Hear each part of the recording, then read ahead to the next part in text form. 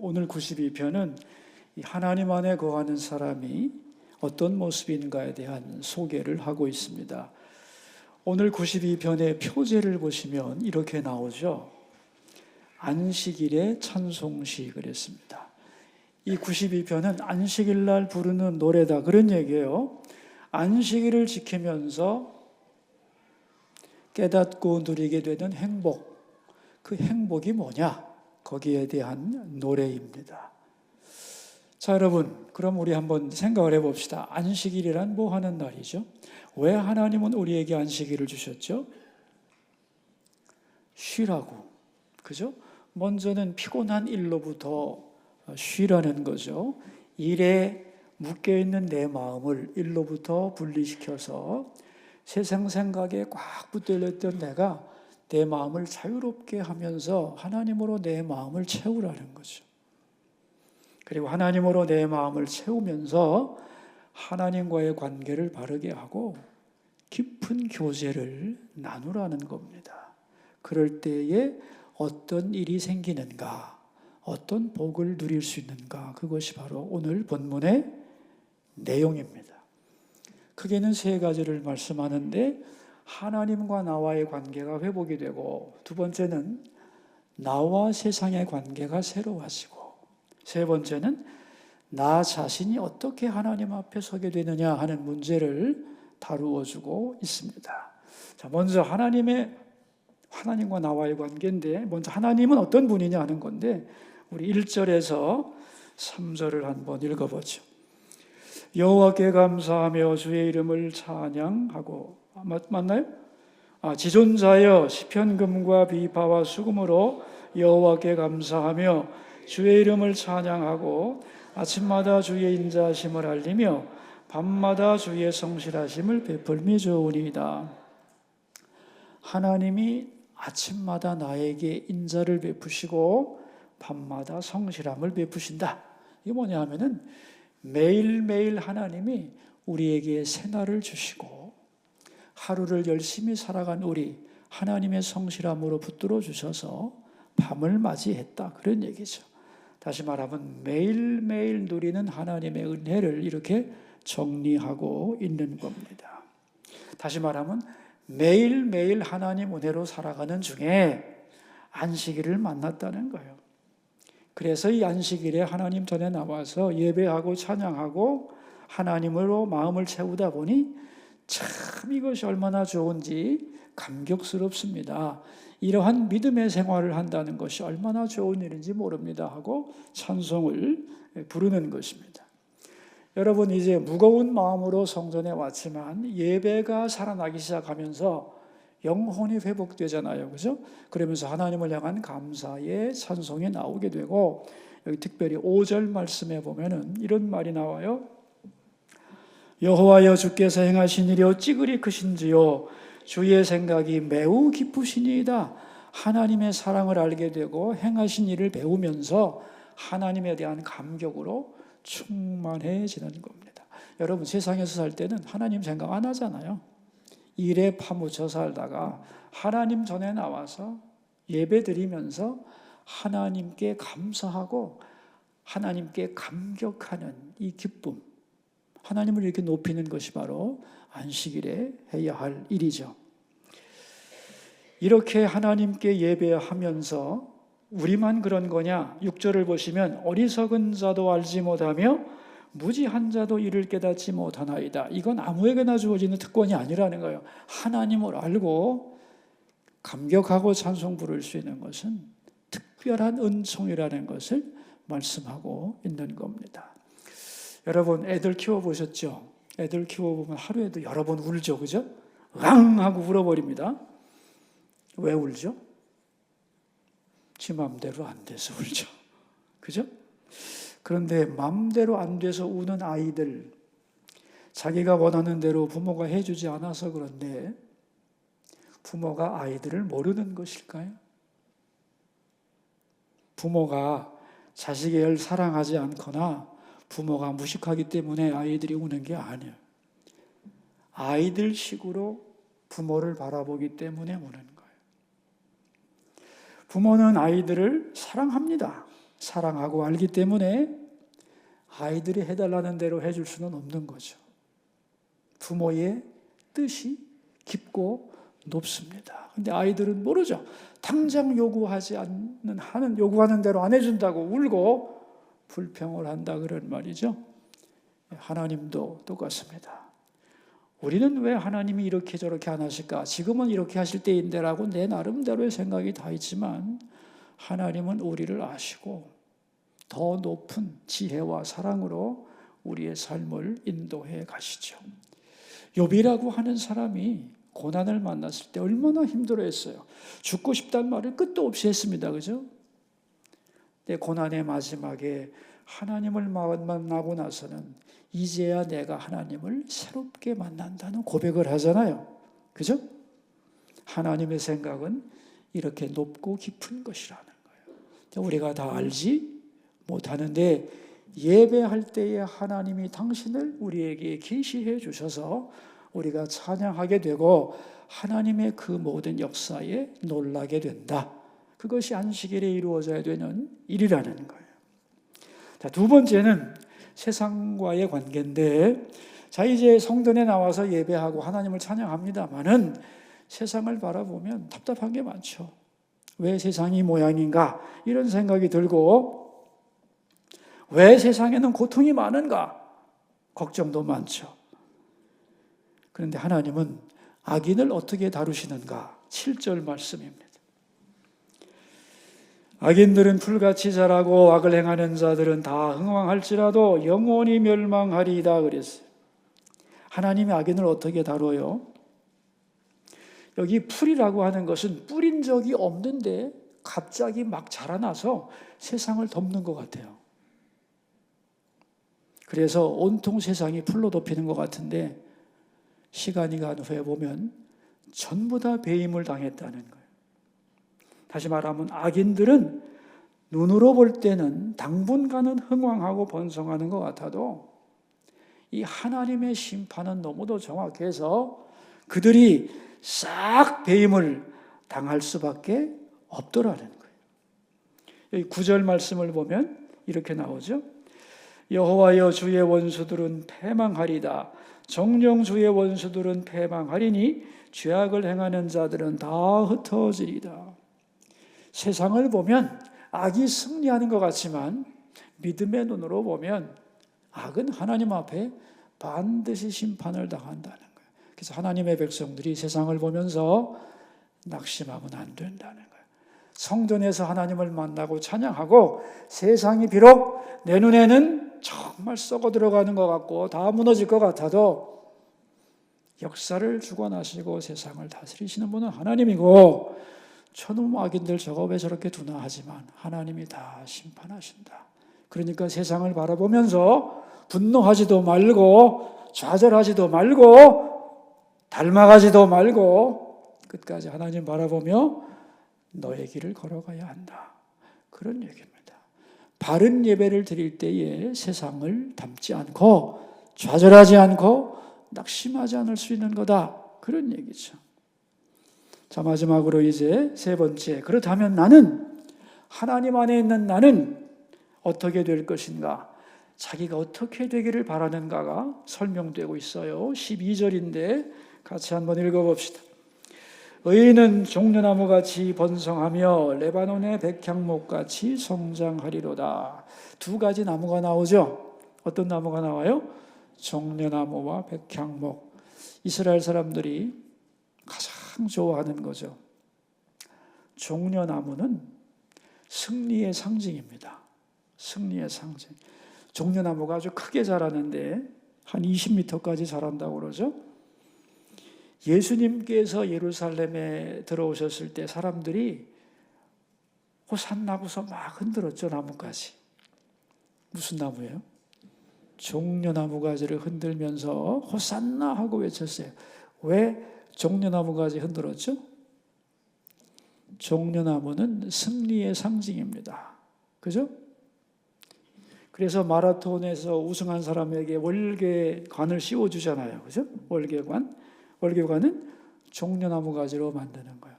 그러니까 종려나무는 승리를 상징하는 말이에요. 그럼 백향목은 뭐냐? 백향목. 백향목도 큰 나무인데, 그러니까 종려나무와 백향목은 이스라엘 사람들이 말하는 거목입니다. 거목. 두 개의 거목을 말하는데, 종려나무는 승리의 나무고 백향목은 존귀한 나무예요. 존귀한 나무. 그래서 궁전을 만들 때 백향목을 사용하고 성전을 건축할 때 백향목을 사용하는 거예요. 그렇게 존귀하게 쓰일 만큼 백향목은 단단하고 곧고 크고 아름답고, 두 나무처럼 그런 사람 되고 싶다는 거예요. 여기서 의인과 악인을 대조하는 거예요. 악인은 풀과 같이 자라다가 다 배임을 당하지만 나는 큰 나무가 되어서 내 삶이 승리로 이어지고 존귀함으로 이어지는 큰 나무가 되고 싶은 소원을 설명하고 있는 겁니다.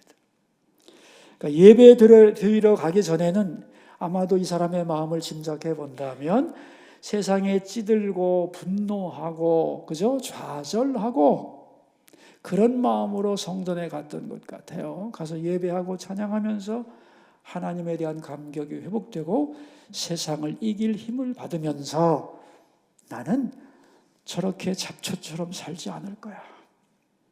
하나님 안에서 하나님을 본받는 거룩한 존귀한 승리하는 인생을 살아갈 거야.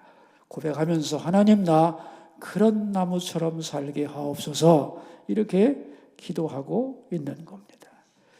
결론이 13절인데 같이 읽어봅시다. 이는 여호와의 집에 심겨졌으며 우리 하나님의 뜰 안에서 번성하리로다. 나는 하나님의 성전에 심겨진 나무가 되고 싶어요. 그런 얘기죠. 이 세상에 심겨진 나무가 아니라 하나님의 성전에 심겨진 나무. 그래서 하나님 안에서 기쁨을 누리고 세상의 염려에 찌들지 않고 백향목과 종려나무처럼 큰 나무가 되고, 그래서 진액이 마르지 않고 결실이 풍성한 인생, 하나님 앞에서 아름다운 인생을 살겠다고 하는 고백의 내용이 92편입니다. 특별히 오늘은 우리 수서교회 교회학교 교사들이 교사 계속 교육을 받는 둘째 날인데, 여러분 하나님이 보실 때의 교육의 핵심은 뭐냐? 교육의 핵심이 뭐예요?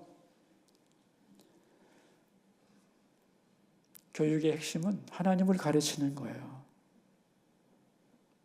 교육의 핵심이 뭐라고요? 하나님을 가르치는. 왜냐하면 하나님을 모르면 사람은 사실은 하나님을 모르면 세상도 모르고 나도 모르게 돼 있어요.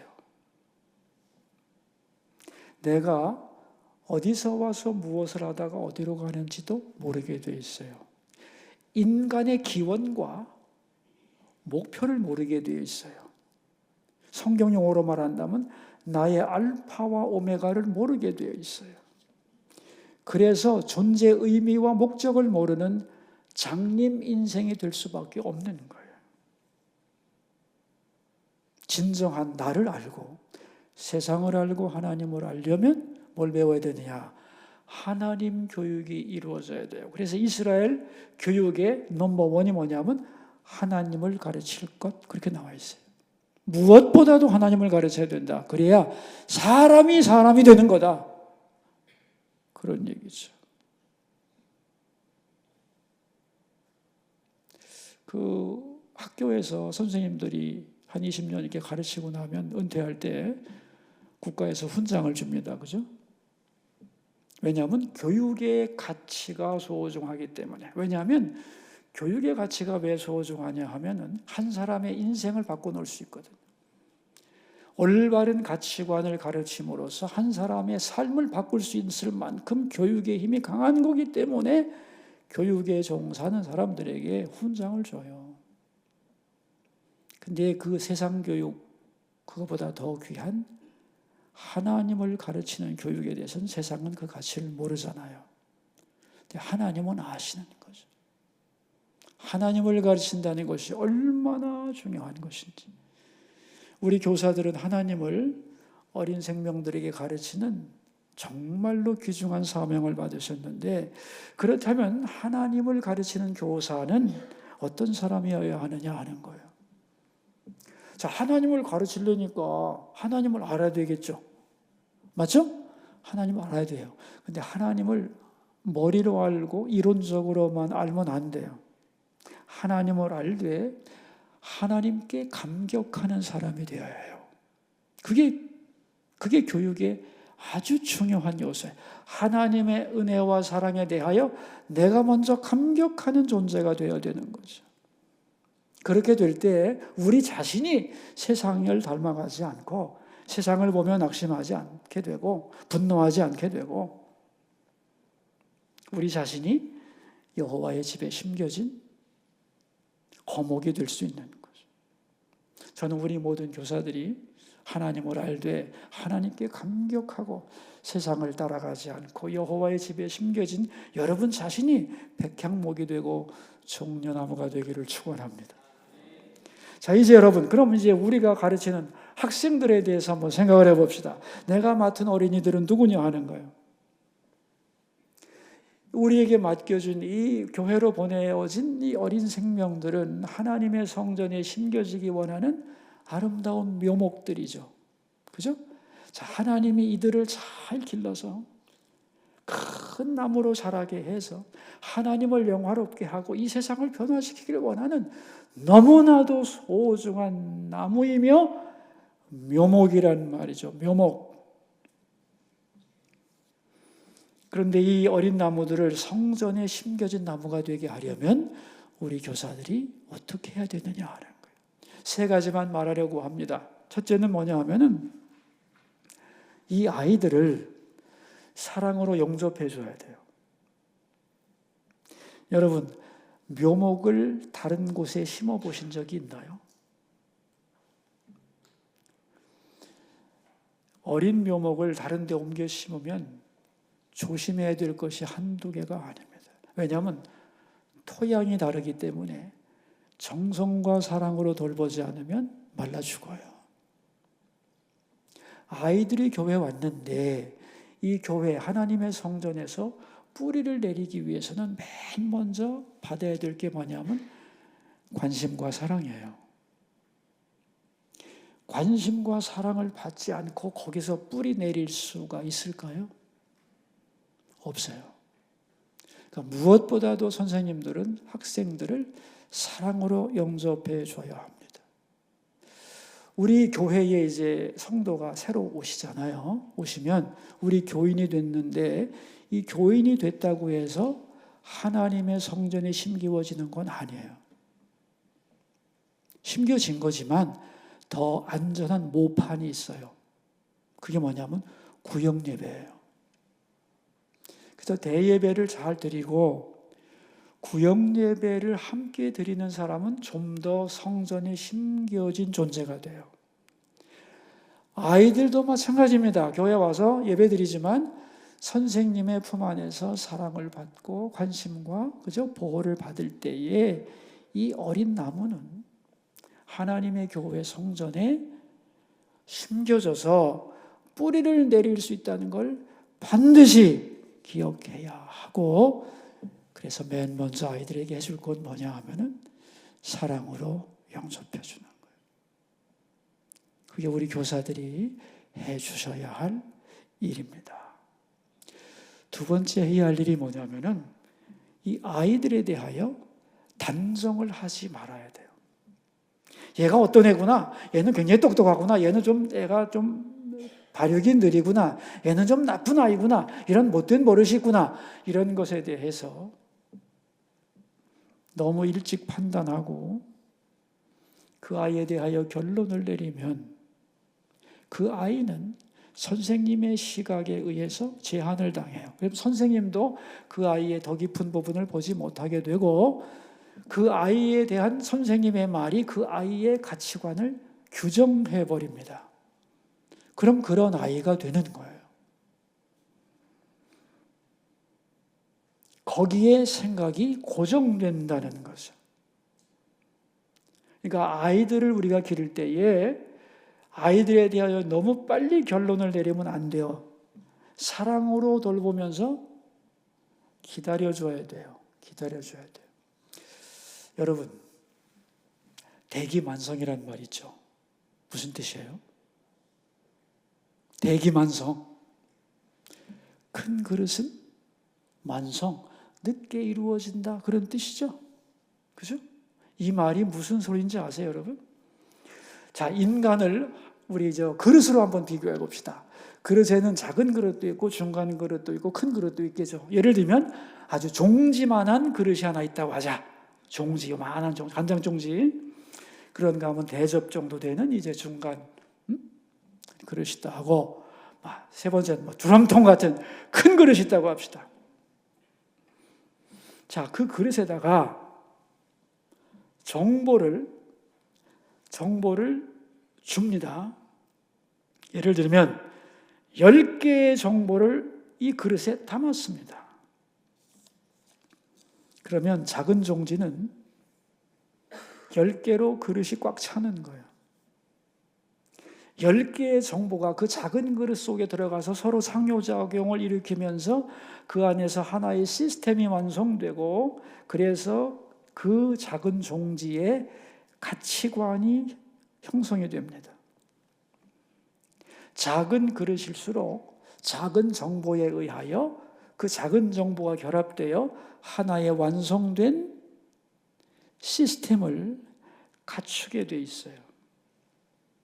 그러니까 빨리 완성되기 때문에 겉으로 드러나는 모습은 굉장히 똑똑해 보여요. 왜냐하면 그 10개의 정보가 조합된 하나의 시스템을 만들었기 때문에 그 10개 안에서 대답이 팍팍팍 나오게 돼 있어요. 근데 문제는 뭐냐면 결국 그 아이가 가지고 노는 정보의 양은 10개밖에 안 되는 거예요. 그것이 작용해서 상호작용을 일으켜서 시스템은 만들어졌지만 깊고 넓지 못하는 거예요. 그러니까 종지는 작은 정보로 만족하게 되고, 작은 정보로 만족하게 되니까 더 이상의 정보를 받아들이지 않는 나름 완성된 존재가 되는 거예요. 그래서 빨리 완성되면 좋은 것 같지만 성장이 멈추는 거예요. 자, 그런데 중간 그릇 대접을 생각해 봅시다. 10개를 가지고는 도무지 안 돼. 그릇이 커서. 그럼 정보를 얼만큼 줘야 돼? 50개는 줘야 되는 거예요. 그럼 50개가 그 안에서 상호작용을 일으켜서 하나의 세팅이 되고, 그 아이는 그 50개를 가지고 자기의 시스템을 만들어서 그 가치관과 정보를 가지고 자기의 삶을 살아가는 거예요. 근데 50개로 완성이 되면 그 다음부터 정보는 들어오지 않아요. 대개는 거부하게 돼 있어요. 근데 얘는 똑똑해. 종지보다는 큰데 50개의 정보 안에서 움직이는 거예요. 좀 더 큰 그릇. 드럼통 같은 사람은 50개를 가져도 가치관 형성이 안 돼요. 100개, 200개를 줘야 되는 거예요. 이제 그것들이 상호작용해서 하나의 시스템을 만드는 데 시간이 걸리는 거예요. 시간이 걸리는 동안에 얘는 좀 들떨어진 애 같이 결론이 안 나오기 때문에 그냥 그것이 잘 시간이 가면서 그 정보가 시스템을 이루고 하나의 가치관을 형성하게 되면 많은 정보가 유기적으로 결합되어 큰 그릇이 될 수 있는 거예요. 제가 이 얘기를 지금 왜 하느냐 하면은 너무나 많은 교사들과 부모들이 스스로 속기 때문에 하는 말입니다. 어릴 때 작은 것을 가지고 잘 활용하면 똑똑하다고 하는데 절대로 아닙니다. 아이는 아이다워야 하는 거예요. 아이에게 가장 무서운 병이 뭐냐 하면 조로증입니다. 조로증. 들어보셨어요? 프로제리아라고? 워너 신드롬이라고, 워너 증후군 또는 프리제리아라고 해가지고 나이는 어린데 신체는 늙어버리는 거. 예를 들면 한 10살쯤밖에 안 먹었는데 신체 나이가 90이 넘어가지고 쪼글쪼글하고 관절염이 걸리고 뭐 허리가 구부러지고, 그죠? 백발이 생겨가지고 죽는 이 조로증이라고 그래요. 이게 비참하죠. 그런데 신체적인 조로증도 있지만 정신적인 조로증도 있는 거예요. 근데 캐나다의 어느 심리학자는 이런 말을 했어요. 이 시대의 아이들은 7살이면 늙는다는 거예요. 7살이면 대부분의 아이들은 늙는데요. 이게 무슨 말이냐면 어린 나이에 세상을 다 알았다는 거예요. TV나 핸드폰이나 매스컴이나 부모님이 하는 말을 다 듣고 주워 듣고 배워가지고 그 어린아이들이 세상의 정보를 다 받아들여가지고 그 안에서 세상은 이런 거구나 하고 아이들이 결론을 내린다는 거예요. 심지어는 4살, 5살짜리 아이들이 세상을 다 깨우쳤어. 그래서 저는 이런 얘기도 들어요. 4살짜리가 세상에 산타크로스가 어디 있어요? 거짓말이지. 요 말을 내가 딱 들었거든. 소름이 쫙 끼쳤어요. 여러분 그 말이 맞는 말이에요? 틀린 말이에요? 몰라요? 이 아이가 왜 딱 하냐 이거요. 아이답지 못한 거잖아요. 그죠? 근데 부모님들은 그게 엄청 똑똑하다고 너무 꽁병아리 같이 작다고 하는데 그게 좋은 게 아니라니까요. 그 어린 것이 세상에 대해서 다 알면 어떡하겠어요. 징그럽지. 그래서 이 시대의 교육은 큰 인물을 만들지 못해요. 그래서 문제입니다. 조그만 애들이 초등학교 들어가기도 전에도 돈 없으면 안 되고 못생기면 인생 끝난 거고 응? 그런 생각을 다 가지고 있는 거예요.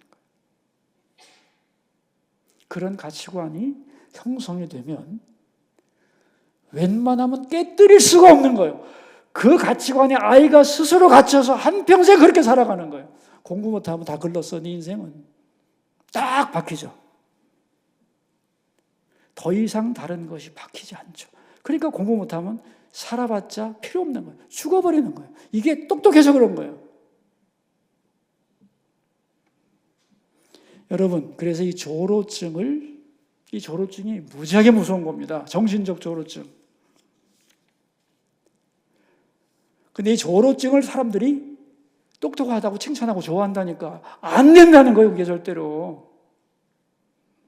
여러분, 이 종지같이 작은 마음, 이 조로증을 어떻게 하면 고칠 수 있느냐? 이 종지만한 사람을 어떻게 거목으로 만들 수 있느냐? 이게 세상에서 많이 연구하는데 대안이 없어요. 근데 오늘 본문이 가르쳐줘요. 종제기도 드럼통같이 크게 만들 수 있고 조로증도 고치는 방법이 있어요. 정신적 조로증. 그게 뭔지 아세요? 하나님을 가르치는 거예요. 하나님의 말씀을 가르쳐서 믿음을 가지게 하면 돼요. 그래서 오늘 5절 말씀이 아주 중요한 구절이에요. 5절 말씀. 한번 다시 읽어봅시다. 여호와여 주께서 행하신 일이 어찌 그리 크신지요 주의 생각이 매우 깊으시니이다 그랬잖아요. 하나님께 감격하는 거. 여러분, 우리 자녀들에게 하나님을 가르치고 하나님에 대하여 감격하게 되고 하나님에 대하여 놀라하는 거. 야, 하나님 정말 놀라우시다. 이런 분이시구나. 이런 감격을 아이들이 가지게 되면 치료가 됩니다. 왜냐하면 하나님께 감격할 때에 내가 작은 것을 알고 나의 생각이 비워지면서 새로운 것을 받아들일 수가 있는 거예요. 그래서 성장할 수 있는 거예요. 왜냐하면 믿음이라고 하는 것은 하나님을 향한 개방성이거든요. 이게 굉장히 멋있는 말입니다. 믿음이란 하나님을 향한 개방성입니다. 내 생각으로 꽉 붙들려 있는 인간에게는 개방성이 없는 거예요. 그죠? 하나님은 무한하시다. 위대하시다. 감히 상상할 수도 없다. 하나님의 지혜와 능력은 하나님의 바운다리를 우리가 어떻게 측정하겠는가? 라고 감격하는 사람은 자기가 비워지게 돼 있어요. 그래서 마음이 열리는 거예요. 여러분, 내 생각에는 내 재산이 다 날아갔습니다. 나의 세속적 가치관에 의하면 희망은 없습니다. 그러나 믿음을 가지게 되면 개방성이 생깁니다. 하나님 안에는 불가능이 없지. 이것을 통하여 하나님은 새 일을 하실 수도 있지. 하나님께 불가능한 것이 있겠는가? 다시 뭐가 돼요? 폐쇄적인 마음이 열리면서 새로운 가능성을 깨달으면서 변화의 계기를 만들어낼 수 있는 거예요. 그래서 믿음은 하나님을 향한 개방성이고, 하나님을 향한 개방성을 가질 때에 아무리 폐쇄적인 인간도 새로워질 수 있는 거예요.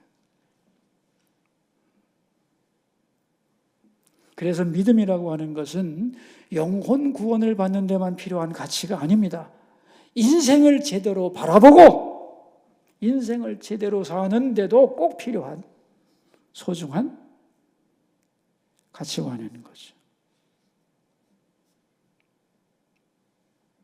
아까 산타클로스 얘기하다가 말았는데 산타클로스 없어요? 근데 산타클로스가 없는 게 아니야. 보이지 않는 산타클로스가 얼마나 많은데.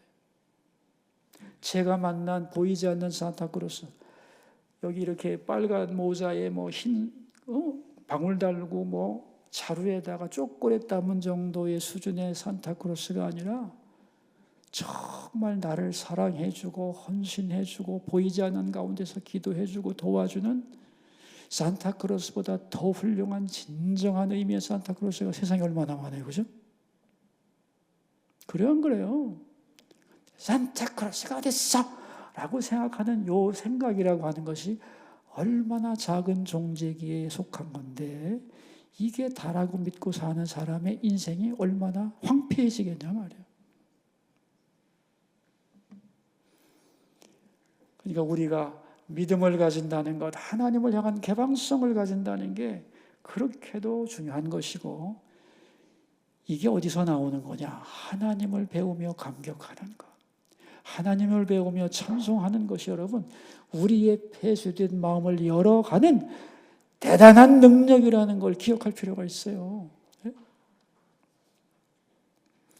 우리의 신앙이 성장하는 비결, 세상을 이기는 비결, 젊게 사는 방법, 정신적으로 늙지 않는 비결, 열매가 풍성한 인생이 되는 비결 다 간단해요. 하나님께 나와서 예배하며 감격하는 거예요. 그러면 내 마음속에 하나님을 받아들일 수 있는 공간이 생겨나고, 거기에 그것이 있을 때에 그 공간으로 하나님의 은혜가 흘러들어오고, 그 은혜를 받을 때에 내 삶에는 막힘이 없고 닫힘이 없고 열리고, 그 열린 속으로 진액이 흘러갈 수 있는 것이고, 그래서 열매 맺는 인생을 살 수 있다. 오늘 본문이 바로 그런 얘기입니다. 그래서 교사가 된다는 건 참 위대한 일이라고 생각해요. 그죠? 여러분이 맡은 어린 묘목들을 하나님의 성전에 사랑으로 영접해 줌으로 심어주고, 그들을 믿고 기다려주고 하나님을 가르쳐서 감격하게 만들 때에 우리 어린 생명들은 하나님의 집에서 거목으로 백향목같이 종려나무처럼 자라서 하나님께는 영광을 돌리고, 세상에는 꼭 필요한 사람으로 자신의 인생을 아름답게 갖고 갈 수 있는 거죠. 이거보다 더 선하고 보람된 일이 어디 있겠어요? 교사를 20년 해도, 교회학교 교사 20년 하고 아이들을 잘 길러내도 국가의 훈장은 없습니다. 미안하지만, 나는 주고 싶지만 하나님께는 훈장이 있을 것을 믿으십시오. 아니, 나라도 주는데, 국가도 주는데 천국에서 안 주겠어요? 그래서 다니엘서 12장 3절에 많은 사람을 옳은 대로 돌아오게 한 자는 별과 같이 영원토록 빛나리라. 아멘. 여기에 젊은 교사들 많은데 오늘 보니까 세상에서 스타들을 부러워하지 마세요. 이 스타가 되는 거 힘든 거예요. 그리고 스타가 되는 거 고달픈 거예요. 속을 들여다보면 스타들의 삶이라는 게 별거 아닙니다, 여러분. 인기를 먹고 산다는 게 얼마나 허망하고 고달픈지 몰라요. 마음 편하게 사는 사람 한 사람도 없습니다. 마음은 전부 다 골병 들어 있어요. 절대로 화려하지도 않아요. 세상의 스타가 중요한 게 아니에요.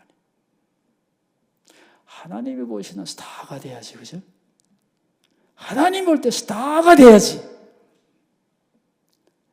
많은 사람을 옳은 대로 돌아오게 하는 여러분이 진정한 스타라고 믿습니다. 바라기는 우리 모두 하나님의 성전에서 심겨진 거목들이 되시고 종려나무 백향목이 되시고 또 우리에게 보내주신 아름다운 묘목들을 그런 거목들로 잘 길러가는 하나님이 각자에게 훈장을 달아주시는 행복한 교사가 되길 바랍니다. 기도합시다. 우리 들은 말씀을 생각하면서 기도합시다. 하나님, 나에게 이런 교사가 되게 하옵소서. 우리 성도님들 이 시간에는 우리 수서교회 교회학교 교사들을 축복하면서 하나님을 알되 가슴으로 알고 하나님께 감격하는, 은혜에 감격하는 교사들이 되게 해주시고 어린 영혼들을 사랑으로 맞아주고 그 여린 마음들을 성전에 심어주는 교사가 되게 해주시고 빨리빨리 단정하지 말고 그들을 오래오래 기다려주는 교사가 되며 우리 어린 생명들, 세상의 가치관에 어릴 때부터 찌들고 더 이상 개방성이 없는 그들에게 하나님을 가르침으로써 하나님을 받아들이고 감격하는, 그래서 그들의 그릇이 다치지 않고 마르지 않고 이 세상을 사는 동안 위로부터 하나님의 은혜를 계속 공급받고 그 진액을 먹으며 청청하게 성장하고 열매를 맺는 아름다운 인생을 만들 수 있도록 그런 훌륭한 교사들, 하나님 앞에 칭찬받는 수서 교회학교 교사들이 되게 하여 주소서. 우리 함께 기도합시다. 하나님 감사합니다. 오늘 우리 수서교회 교사들 계속교육 이틀째입니다. 저들을 불러주시고 사랑해 주셔서 감사합니다. 주님의 다음 세대를 책임지고 나아가는 그들에게 주님 믿음 주시고 그들에게 재능도 부어주시고 감당할 능력도 허락하여 주옵소서. 무엇보다도 하나님 그들에게 나타나 주시고 그들에게 예배의 기쁨을 알아가게 하시고 하나님께 감격하는 사람들이 되게 하옵소서. 그래서 그들 자신이 여호와의 성전에 심겨진 큰 나무들이 되게 하옵소서. 그리고 아름다운 묘목들을 하나님 성전의 거목들로 잘 키워가는, 그걸 보시면 하나님이 기뻐하시고 칭찬하시고 별과 같이 빛나게 하시고 그런 은혜를 받아 누리는 우리 모든 수서의 교사들이 되도록 은혜 위에 은혜를 덧입혀 주소서. 때때로 분주하고 힘들고 어려운 시간도 있겠지만 넉넉히 이기고 승리할 수 있도록 가르치면서 더 배우고 그들을 가르치면서 하나님의 마음을 깨닫고 그들을 거목으로 키우면서 스스로가 거목으로 성장하게 되는 그러한 놀라운 은혜를 우리 모든 교사들이 경험하고 그 은혜 가운데 거할 수 있게 하여 주옵소서.